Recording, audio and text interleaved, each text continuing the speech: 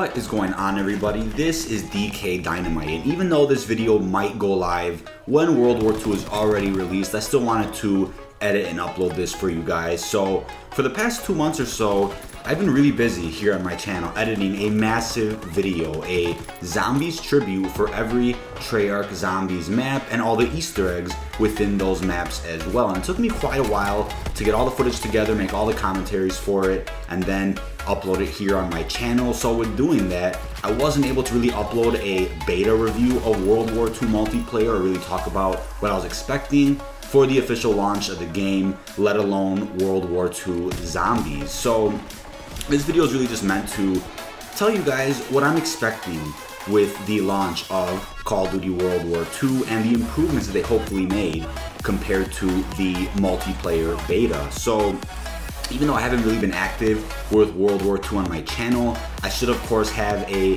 official stream of the entire campaign, which you can check out. I'll leave that down below in the description. What I would say is that with the beta, I really wasn't too impressed with the division system, and I just thought that it restricted you more than allowed for customizable options. You know, I just felt like it really restricts you on how you can really set up your classes with perks, different weapons, and your equipment. I just didn't like the idea of it, but hopefully as the game releases, I'll probably come to like it a little bit more. I just thought that it didn't feel exactly right with Call of Duty multiplayer. You know, they kind of attempted something like that with Call of Duty Ghost. I remember Infinity Ward introduced this idea of being able to rank up one soldier all the way to Master Prestige, and you can do that 10 different times with 10 different soldiers. So it was kind of similar to that in a way, but this time it's a little more focused in on exactly what's featured in the soldier that you choose. So again, a couple of different division options, and each one features their own abilities and different advantages with the particular weapons that you use. So one division will of course be focused with assault rifles, the other one with SMGs, another one with snipers, you name it. So while I do like the concept of it, it just wasn't executed as well as I thought it would be within the multiplayer beta. But hopefully they kind of tweaked that a little bit, made some changes.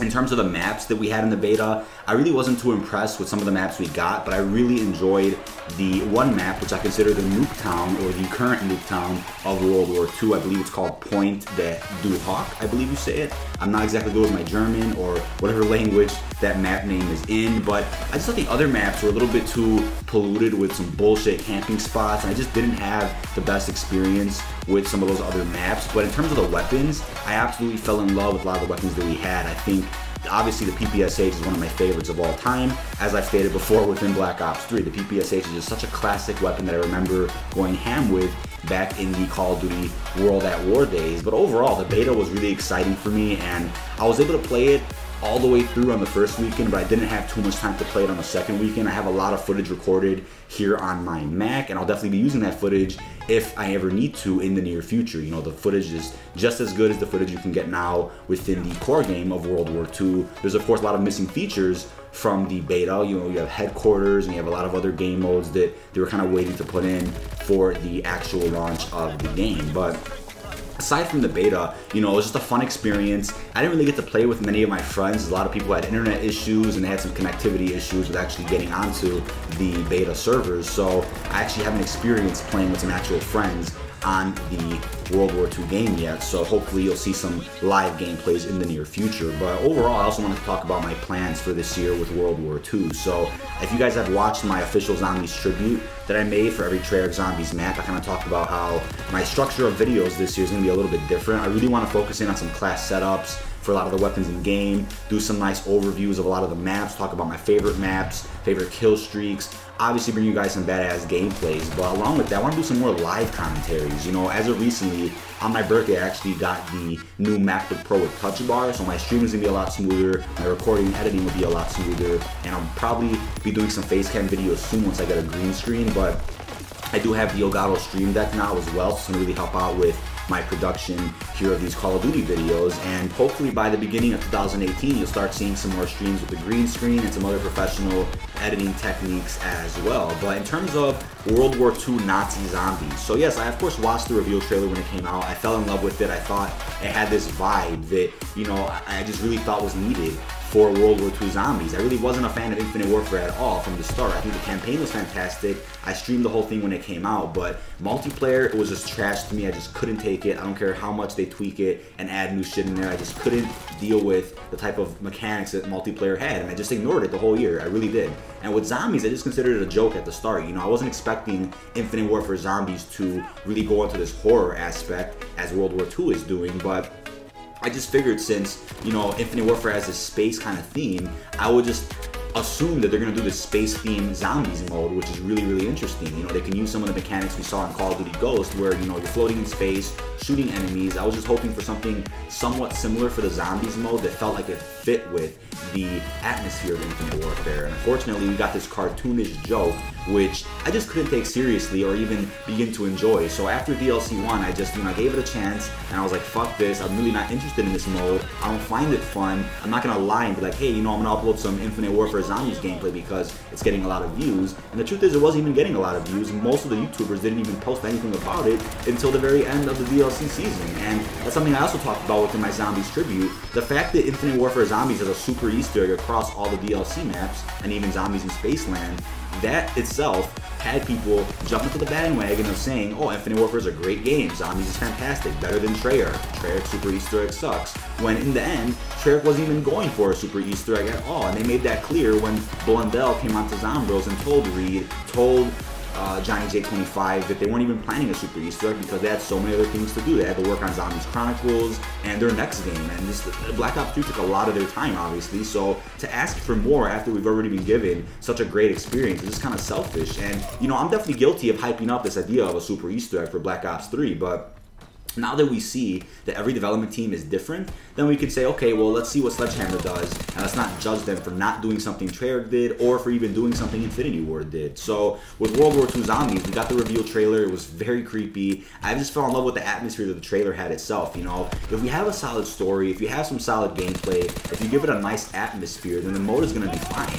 I wasn't hating on Infinite Warfare Zombies because it was part of Infinite Warfare. I was hating on it because it just wasn't the zombies that I thought a talented team like Infinity Ward would come up with. I was really disappointed with that. And I just felt like it lacked a good story, it lacked good characters, and the gameplay just didn't feel smooth at all. I just didn't like the graphics of the game either. The resolution looked too cartoony. It looked like a previous generation game on the PS3 or Xbox 360. I just didn't like the way that it looked. But so far with World War II Zombies, you know, I probably already played it by the time this video has gone up, but I didn't watch any leaked gameplay, and that's something I wanted to bring up real quick. There's a lot of leaks, and, you know, a lot of people don't understand that every year, no matter what game it is, if it's Call of Duty, Battlefield, Star Wars, whatever the fuck it is, there will always be leaks, and there's always going to be somebody that gets the game early through an illegal process, or it'll simply be a matter of someone who has to review their game for their company, like IGN. You know, there's of course going to be people who get the game in a very illegal way to the point where they just post leaks, or there'll just be a reviewer who is simply writing information about the game that accidentally says too much, and that's completely understandable. But for people to say that this is new or this is unfair and this is,